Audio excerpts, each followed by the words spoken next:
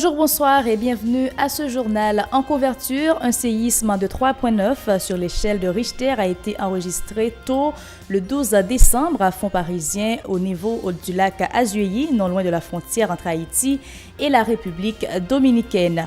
Le 10 décembre, un autre séisme de 3,7 a frappé les NIP selon le Bureau des mines et de l'énergie. Le président de la Commission économie et finances du Sénat de la République se prononce contre l'injection de plusieurs millions de dollars sur le marché en vue d'endiguer la chute accélérée de la gourde.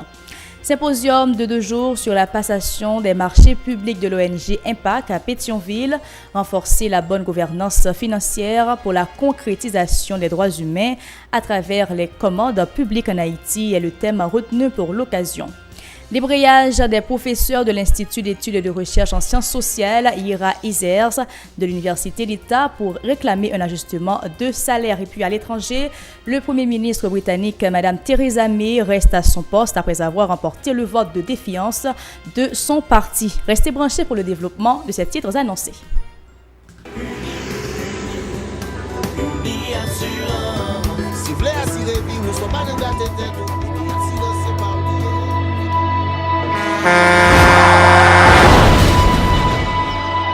En général, moun pa reme pran assurance. Yo considéré que son l'argent rejeté. Et pourtant, l'argent assurance te doué dans budget ou à côté l'argent kayak l'argent manger. Li là pour les deux travers son mauvais pas. Gardez tout à côté ou ouais comme un gros problème qu'on entre sur monde sans attendre. Mandez Dieu pardon, ça qu'arrive autour. Une assurance dit ou précaution pas capon. Les malheurs arrivés, les faux amis flair saison a fait comme si on pas de jambe connaît. Une assurance après ta faire pour le jour, continuer vivre la vie quitter ce course là dans main nous. Une assurance. Vivez en toute assurance. Merci de rester des nôtres et bienvenue au développement de ce journal. Un séisme d'une magnitude 3,9 sur l'échelle de Richter a été enregistré mercredi 12 décembre à minuit 19 au niveau de Fond parisien à l'est du lac Azuéi, à environ 1,5 km de la frontière haïtiano-dominicaine selon l'unité technologique de sismologie UTS, le Bureau des mines et de l'énergie BME, le ministère de l'Environnement et le secrétariat permanent de gestion des risques et désastres. Sur les réseaux sociaux, des résidents de l'aire métropolitaine de Port-au-Prince affirment avoir ressenti ces secousses. Dans le département des NIP, le 10 décembre, un autre séisme de magnitude 3,7 sur l'échelle de Richter a été également ressenti de la matinée, a confirmé le BME. Autre dossier à ce journal, le président de la Commission économie et finances du Sénat de la République n'est pas d'accord avec la décision du gouvernement d'injecter des millions de dollars sur le marché en vue d'endiguer la chute accélérée de la gourde par rapport au dollar américain.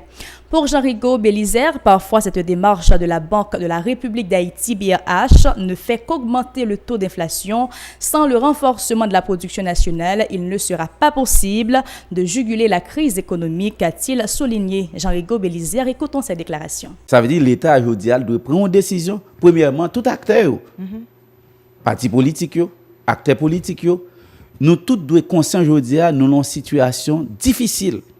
Et que si nous pas faisons halte là, nous contentons à faire grève matin, midi, soir, à camper pays. On peut être coupé d'Haïti, pas de même camper en seconde. Ça dit qu'il y a un problème politique, nous devons chita autour d'une table pour discuter de eux, sans qu'on ne pas obligé camper pays pour en seconde. Et en même temps tout, l'État pas doit gagner chaque période pour l'obliger à investir dans des activités tant que subventions.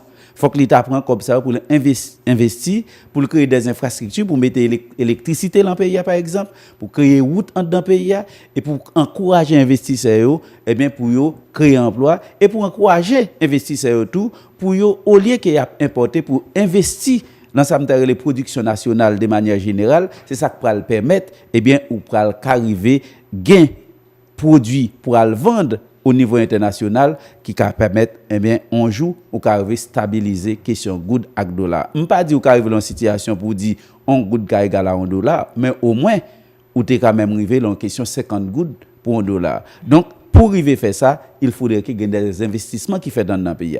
Pas aucune décision. Que BRH t'a dit aujourd'hui, l'a injecté dans l'économie. Qui ça injection BRH utile? Pour moi, il pas utile rien. Pour moi, c'est mettre des dollars dans machin et que demain matin, la dire une semaine après une semaine et puis monde qui gagne un pile goût dans main a pas acheter et des fois où elle participer même à augmenter taux d'inflation. Par ailleurs, l'élu du consortium des partis politiques invite les policiers nationaux à bien traiter les dossiers des malfrats pour éviter leur libération pour faute de preuves.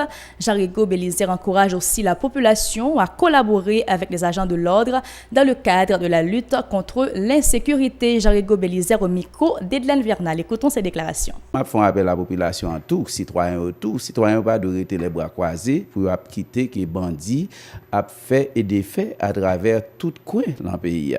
Donc moi je crois que la population en tout, citoyens en tout, ont une responsabilité pour dénoncer par exemple des bandits qui environnent eux parce que bandits c'est dans la société à vivre, mais si yo pas informer la police, la police ne doit pas prendre aucune mesure pour freiner ak banditisme. Mais en plus m'a de ça ou vivre dans une société au cap de joindre des cas comme ça, mais nous croyons que la police et la justice doivent prendre responsabilité pour que les aucun monde dans des actes de kidnapping par exemple et d'assassinat par exemple pour que juge pour que demain matin yo pas joindre dans la rue.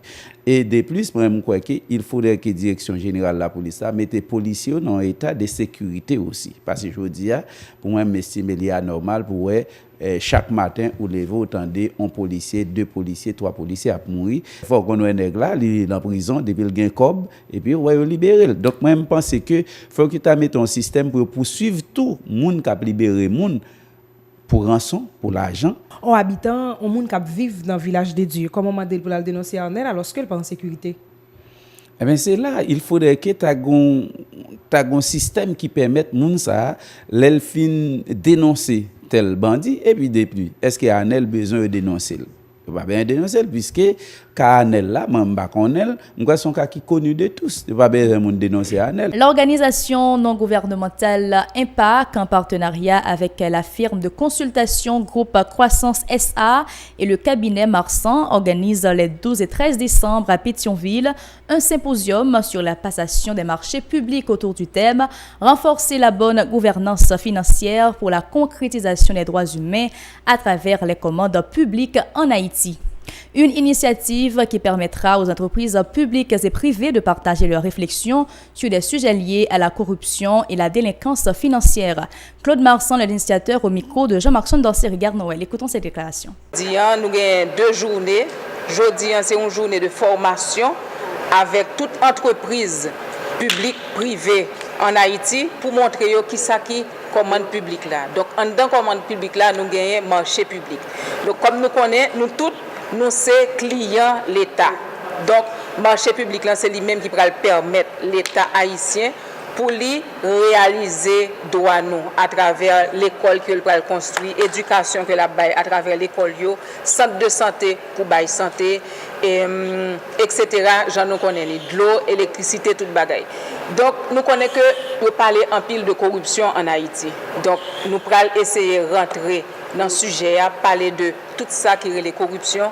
Nous pourrons parler tout de délinquance financière à travers les marchés publics en Haïti, qui empêchait peut-être que nous bon, tout ça nous parlons demain. Donc aujourd'hui nous allons gagner un travail sur décrypter marché public, décrypter budget national là que nous connaissons que vous fait déposer dans le Parlement, que vous allez voter. Et demain nous allons plus gagner une journée de réflexion scientifique. De son côté, la directrice de l'ONG Impact a indiqué que cette rencontre sera l'occasion de sensibiliser tous les acteurs à la nécessité de renforcer la lutte contre la corruption.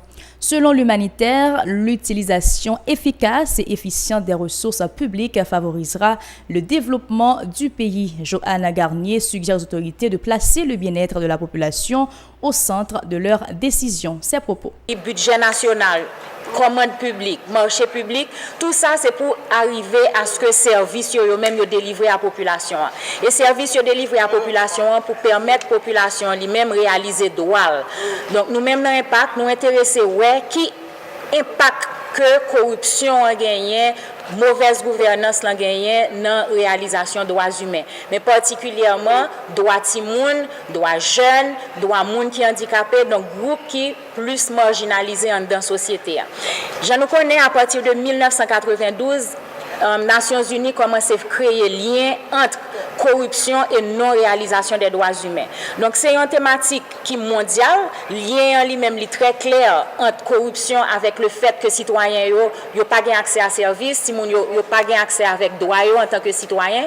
Donc pour nous-mêmes, nous voulons montrer clairement que leur budget à voter, on a parlé de budget, on a parlé de finances publiques.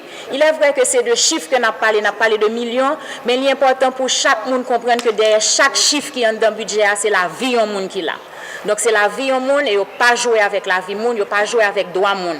Donc à partir du moment où il y a une mauvaise gouvernance, ou pas qu'à réaliser droit monde, c'est plus de monde qui mourir à la naissance, c'est plus de monde qui n'a pas accès à bonne éducation. Donc là, il n'y a pas accès à une éducation de qualité, c'est si pauvreté en lui-même et qui ne peut jamais rompre, que nous ne pouvons jamais quitter. Donc l'important est qu'il y ait un effet tout sur insécurité et nous voyons ça, nous entendons parler en pile de corruption ces jours-ci, nous voyons côté que la population particulièrement jeune a demandé compte sur une série de dépenses que l'État a fait, mais ce n'est pas demander compte pour demander compte, c'est demander compte parce que droits citoyens eux-mêmes n'ont pas réalisé. Donc nous pas de route, pas de communication, pas de santé, pas de justice pour tous. Donc dans 2 jours ça va le passer, c'est que particulièrement demain dans le panel nous allons voir comment lien capable de faire entre mauvaise gouvernance, entre la corruption et le fait que indicateurs de développement humain nous sont très bas en Haïti. L'année académique démarre mal à l'Institut d'études et de recherche en sciences sociales IRA-ISERS, une structure de l'Université d'État en raison du débrayage des professeurs vacataires qui exigent un ajustement de leur salaire. Les étudiants appellent à l'intervention des responsables pour éviter que la situation ne se détériore. Reportage Mario Sylvain et David Mercius. Il est 10h du matin, mardi. Nous sommes à l'avenue Christophe, au local de l'Institut d'études et de recherche en sciences sociales, communément appelé IRA-ISERS, de l'Université d'État, où les activités sont toujours paralysées en raison du débrayage des professeurs. Les protestataires réclament entre autres un ajustement salarial et de meilleures conditions de travail. Il y a un groupe professeur nommé là avec un salaire de 4250 gouttes de mois. Vous pouvez imaginer, on pense à l'université, toute charge institution c'est sous nous. Pour nous encadrer mémoire étudiants, pour nous participer dans le jury mémoire.